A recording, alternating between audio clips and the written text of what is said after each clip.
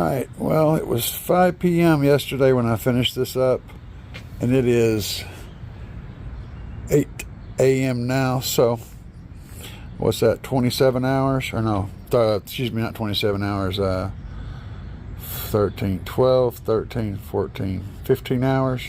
Yeah, 15 hours. 15? 8, 16. 12, 13, 15 hours. Okay, yep, math things, numbers. 15 hours have gone by.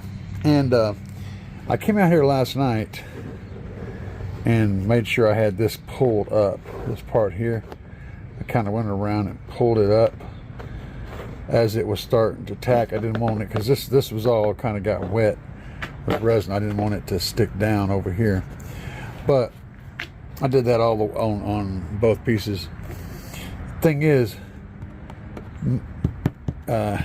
it's not hard yet, but it is getting there. In some places it's gotten pretty hard.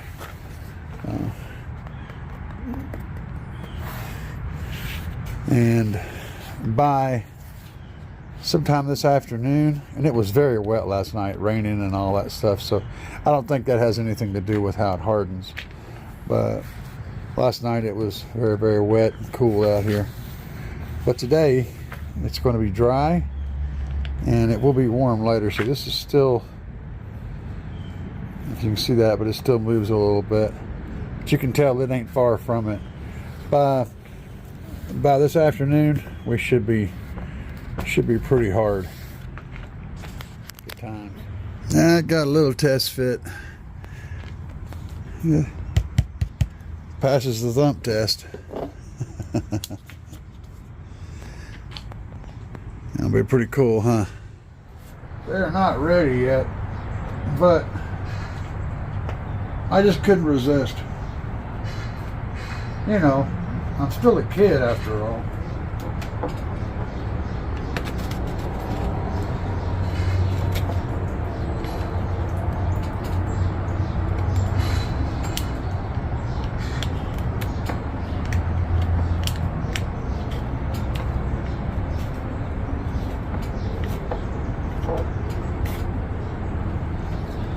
Cutting this nice and smooth is tricky. I mean, it doesn't really have to be, but, you know, stuff.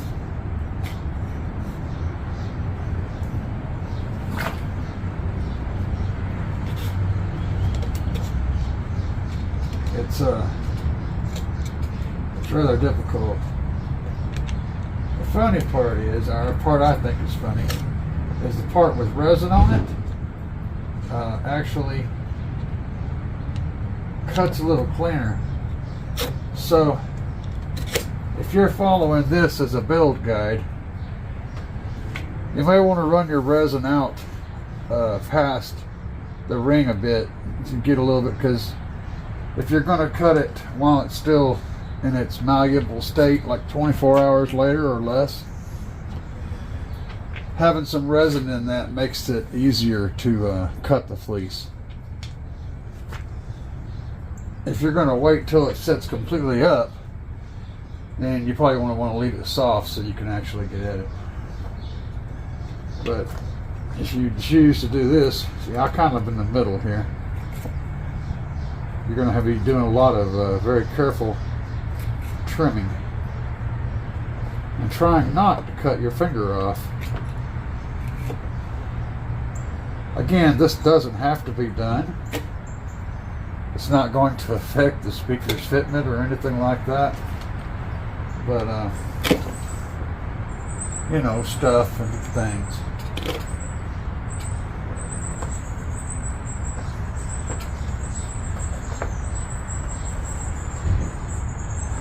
It's not an issue. Now, still debating, I haven't decided, on doing a second coat once this one sets up some more. It will adhere to itself quite well. And of course there's the material that has lots and lots of tooth to it. there's lots of rough material to grab into, so it'll work. Just debating on it. I don't think it needs a second layer, but base, you know, base is a thing, and having a second layer ain't gonna hurt nothing, except slow down the dry time a little bit, the cure time.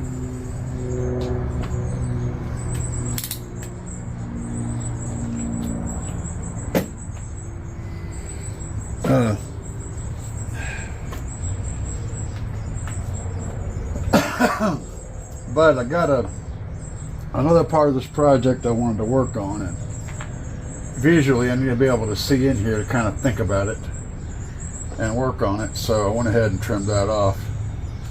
I'm also planning my oh yeah, see, that didn't soak all the way through. It almost did. In places you can just barely feel a little bit of fuzz on top of the hard, right? It's hard. Oh, that's very hard under there. It's quite hard. But in places you can feel a tiny bit. You can feel the hard surface with the teeniest bit of fuzz on the surfaces. Just enough tooth there for the fiberglass to be able to bite into, which is perfect. Plus the fiberglass will bite into all the wood that's going to be around here. I could probably do this without any fiberglass at all. Seriously, I could probably do this with just epoxy. I don't feel like that's a problem, because it gets so hard that if I come in here and did a layer on the inside,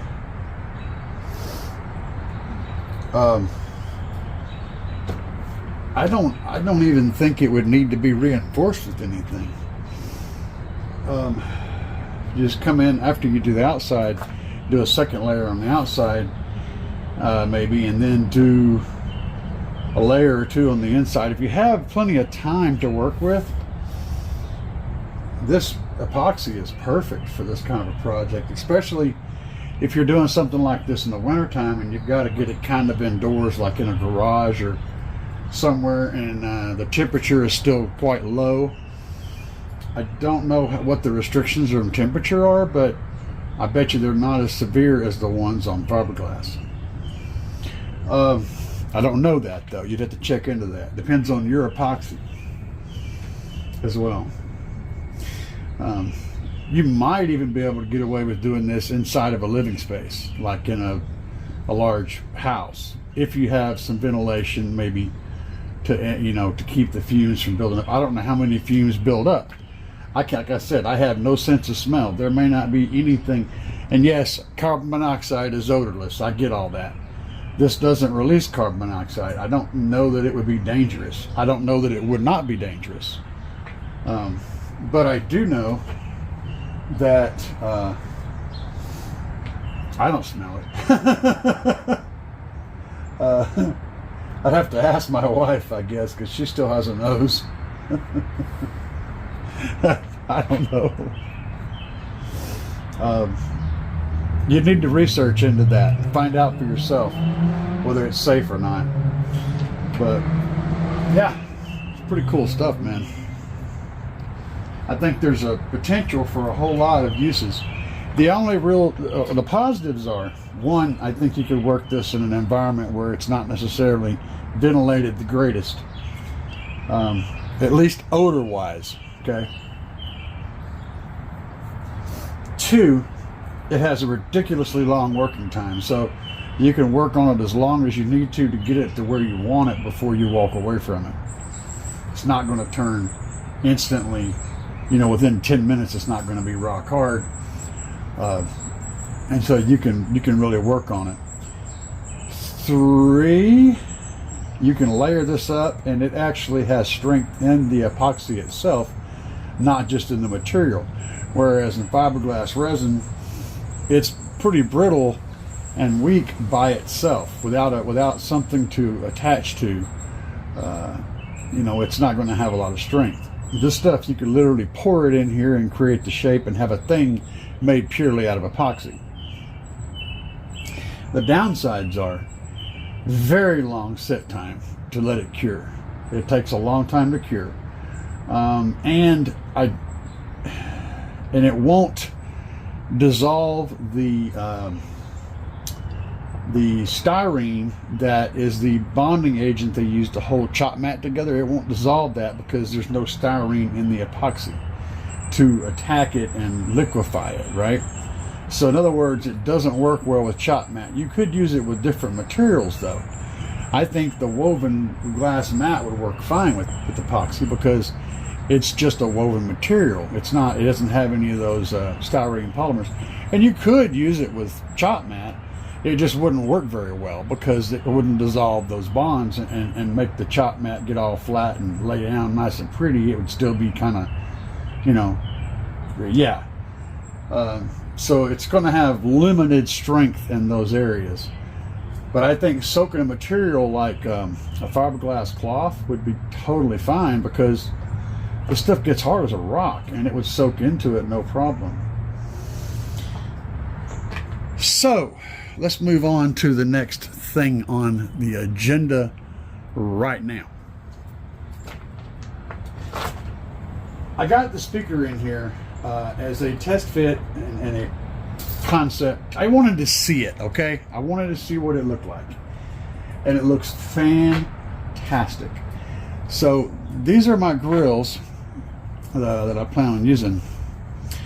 And you can see they have, I don't know if I'm on camera or not, but you can see they have this flying saucer shape, and it's made for a nice thin flange. It's made for a 12-inch speaker, okay? And this is a 12-inch speaker, but it's built on kind of a woofer thing. It's got this thick ridge around the edge. So when I set this down on here, it leaves this, you know, gap around the sides, and I was going to get a measurement for that, but I don't know where my damn tape measure. Oh, there, no, I don't know where my tape measure is. Just a moment. Anyway, it's, you know, fingernail. But and I know there's one option I have come up with. I could get a ring made for this that fits around the speaker, and then set this in here and screw it down, and the ring would be the filler to make this work. I could just bump it like it is, essentially like that. It's not bad. It doesn't make me happy, but it doesn't make me mad either. It's kind of a meh. Of course, there's also the option of not using it at all. But I'm going to be using it, regardless of how it looks, because I want the protection of this over the driver. Even if it doesn't look the best, it's going to protect the driver from an errant foot. And these are going to be located way down in the floor, close to the feet. So I want the errant foot to get bounced off that grill. I don't want it to go through my cone or smash in my dust cap or whatever. No destructivity.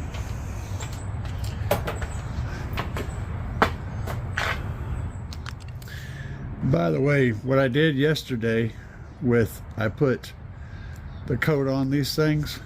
It took approximately 3 of these cups. I left this amount in this cup, and just as a test so I can see how it's curing. It's still a little soft in there, but it's obviously turned to a solid on the top at least.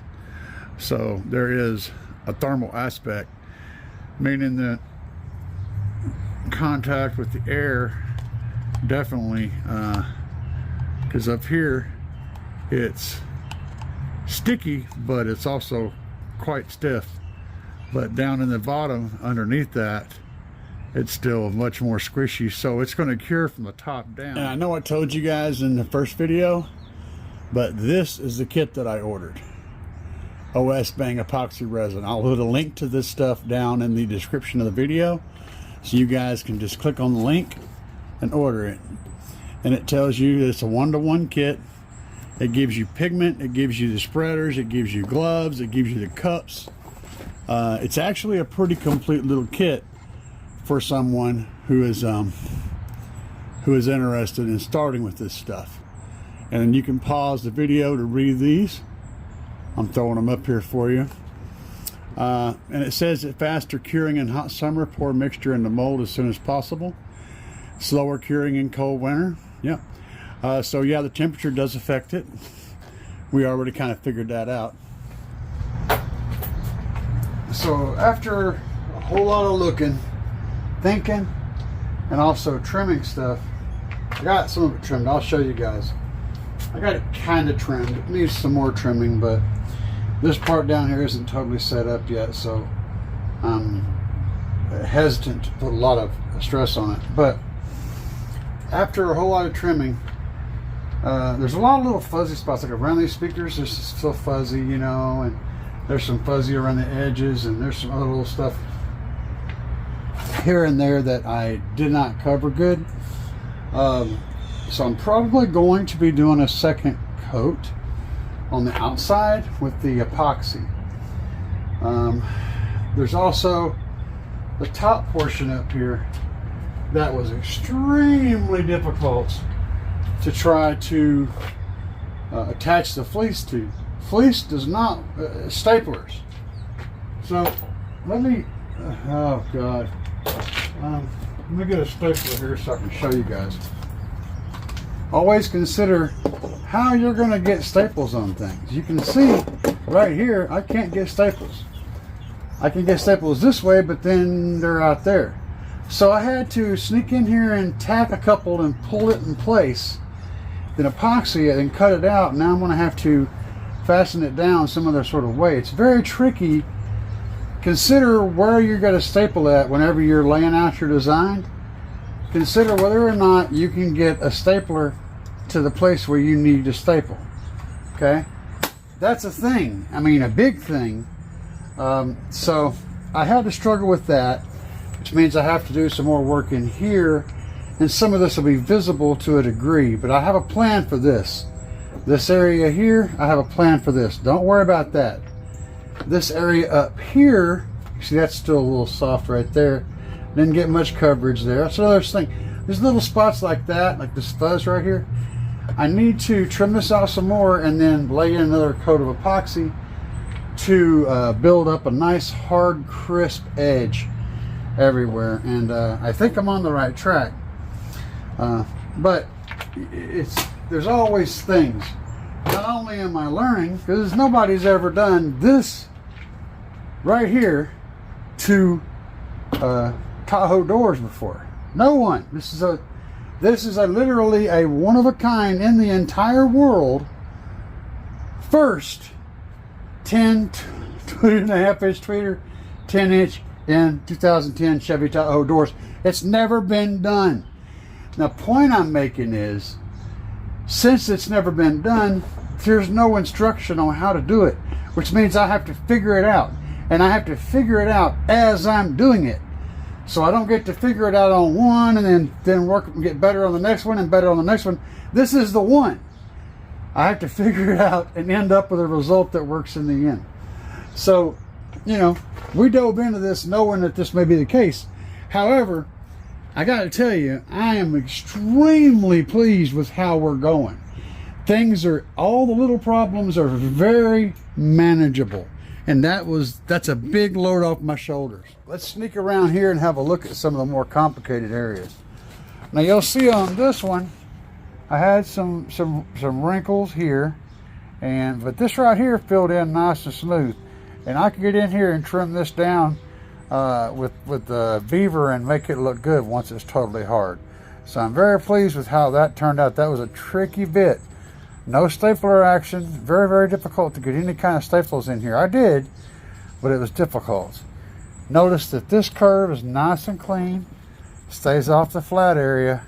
Perfect for alignment with a dash. Same thing over here. Nice, crisp, clean line. I'm very pleased with this. This part is a little wonky.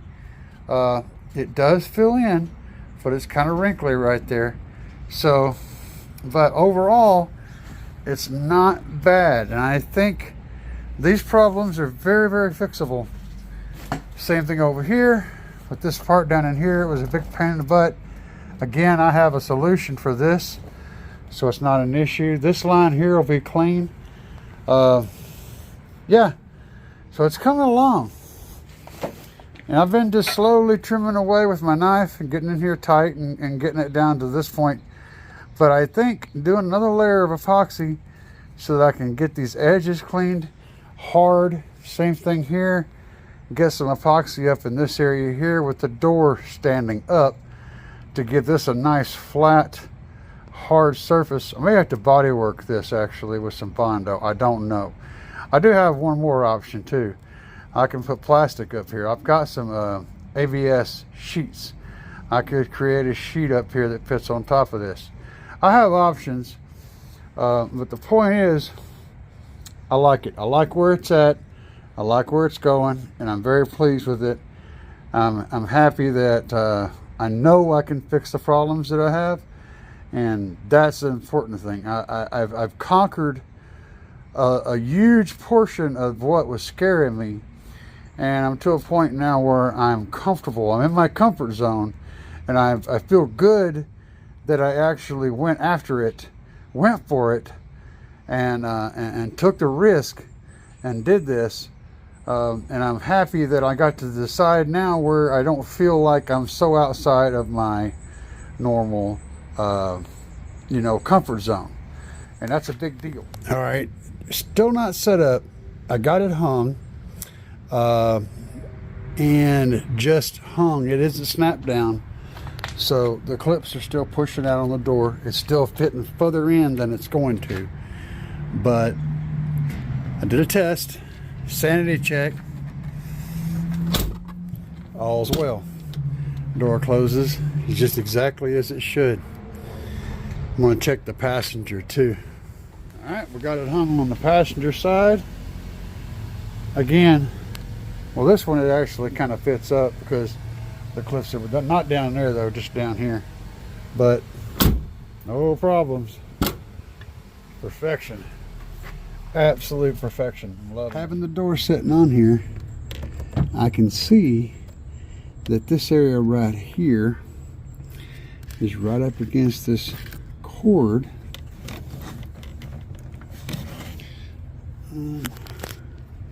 Of course, that's not necessarily going to stay there, but right behind that is a piece of metal right here.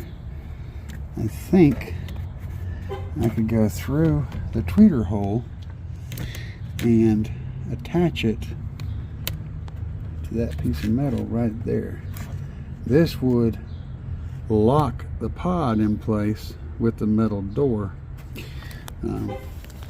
After, of course, all the clips are installed and all that, I could do that. Before the tweeter goes in, I could run a screw through this plastic with a big washer on it, or I could put some 1/4 inch in here too, and that way it would screw into that. I'm looking for all those points. I was looking for a good point to do something like that, and I think that might be it. And the reason I want to do that is to add resistance so that whenever I'm closing the door, the weight of this doesn't pull out and try to disconnect the door from the metal frame. And also add some more, again, rigidity to the whole thing, not only to the plastic portion of the door but also to the enclosure, locking it in like that. I think that's a good plan. Yeah, I'm over here on the passenger side now, and it looks like a piece of 3/4 inch would be perfect to go in between those two, and then I can screw right through this plastic and screw into that. So I just need to get me a piece of wood hung in there right below this wire and push that wire up some too for the other side, because it's a little bit hangy downy. I can shove it up with the wood, that way I can get a good solid surface in there to mount this to. Screw right through the back of this thing. Perfection. So the location where we're looking at is actually this piece of metal right here. This is the window regulator motor. So we need to put it right where the window regulator motor is, but we need to screw it where the window regulator motor is not. And if I get my finger up in here, you can see I'm on top of that window regulator motor, and that's the highest point of any of that mechanism. So as long as we're up in here and up, we're golden. And this wire was sitting about right here. So we need to make a piece right here and attach it maybe down here and down here, and then maybe slip in a piece of 1/4 inch behind it to give it some backing to pull it out 3/4 of an inch. That should line up everything right. We have firmly screwed this in with 2 heavy deck screws. It is locked in solid. We're missing the motor everywhere. I can go back here and feel the screws, and they're not getting anywhere close to the motor. So we are golden. Yeah, totally missing the motor. Everything is good, and that's our spot right there. I had to notch the bottom out for that bolt, but you know what you get. And just like that, other side's done. Now I just need to secure my wires so they don't get in between on both sides. All right, got my wires secured both sides. Got my door card back on here. When I pull that sucker up tight, it gets to within about 1/8 of an inch. So it's going to pull in nice and solid and create a wonderful connection point to add much strength to the door. Same thing over here.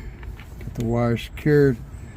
It's been held out by clips and stuff. Once all that's out of the way though, it'll go right in there and connect.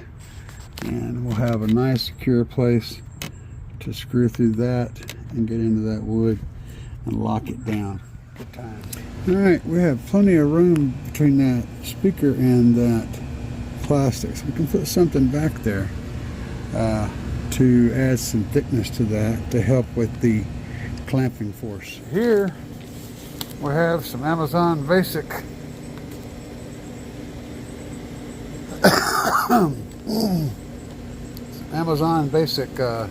sound deadener.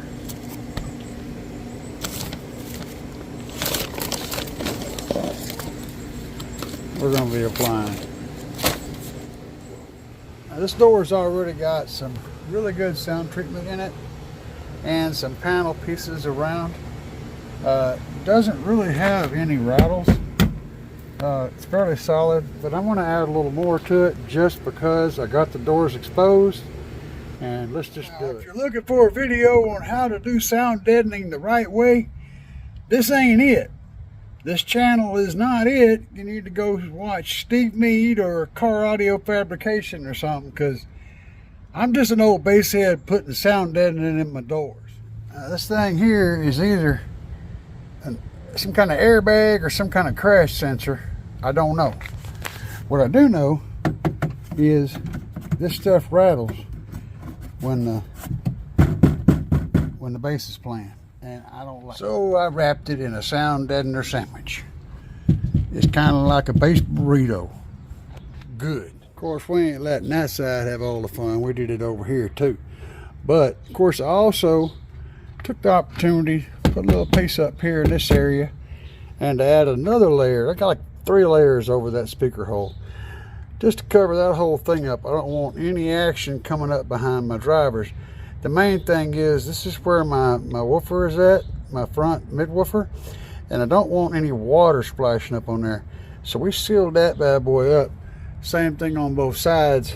Keep the water from getting to the back of my driver. For some damn reason, you're still looking to me for advice. I'll give you some. Don't cover up any of these holes that your panel clips go into, or elsewise you ain't gonna be able to put the damn thing back on. Also, don't build it out so much that the pieces that press up against this metal can't press up against it. Pay attention to where you're putting stuff. This stops this panel from making noise. It was noisy. You don't have to cover the entire door. You just got to find the stuff that rattles and make it stop rattling. Now today, I'm tired. So, I'm waiting on the epoxy to set up, and I got stuff that's coming to finish the job on the inside. I'm 99% sure, I'm 90% sure that I'm going to use fiberglass on the internal part of the enclosure, and then I'm going to put another layer of resin on the outside, and if it comes in a timely manner, I'm going to put some 6-pound foam in cavities in the door. There's quite a bit more to go on the doors, but for now, guys, I hope y'all enjoyed my day. I know I enjoyed my day. Peace.